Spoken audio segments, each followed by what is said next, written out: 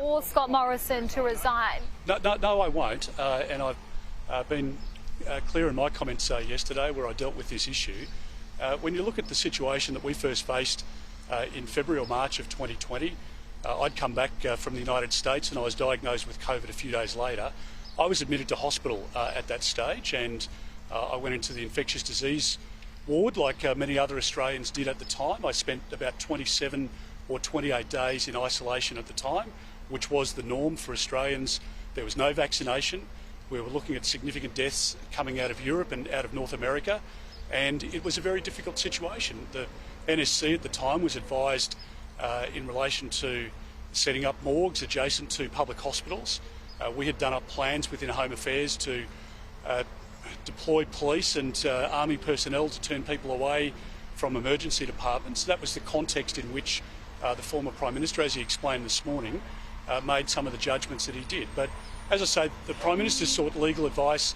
I think we're better to wait for that legal advice before you make any decisions about what should occur next. Scott Morrison to resign, coming from within your own party. Are you still comfortable with him being in the party room? Well, I've dealt with that issue, yeah. Just hang. I texted with him yesterday. I haven't spoken to him.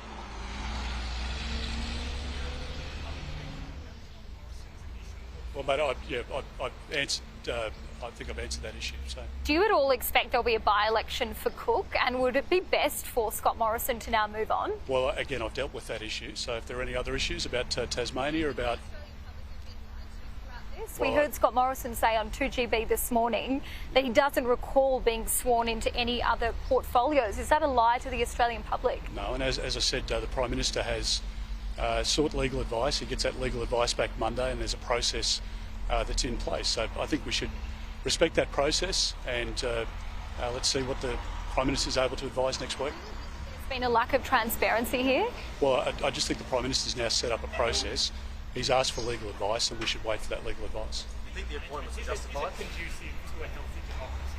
Well, again, if you look at the way that Labor was describing the start of this pandemic, and that the Liberal Party was describing this pandemic, and leaders all over the world, it was a warlike situation.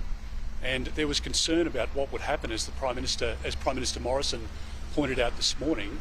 There was concern as to what would happen. I think I was the first case in the shadow cabinet, in the cabinet at the time, and I was sent to hospital, and people were on ventilators and people were dying at that stage, and that's the context in which the Prime Minister at the time, Mr Morrison, made some of those decisions, and that's as he's explained it this morning. And I wasn't aware of the decisions. I wasn't there for the decision making in that regard, and I think he's made statements this morning that you can reflect on.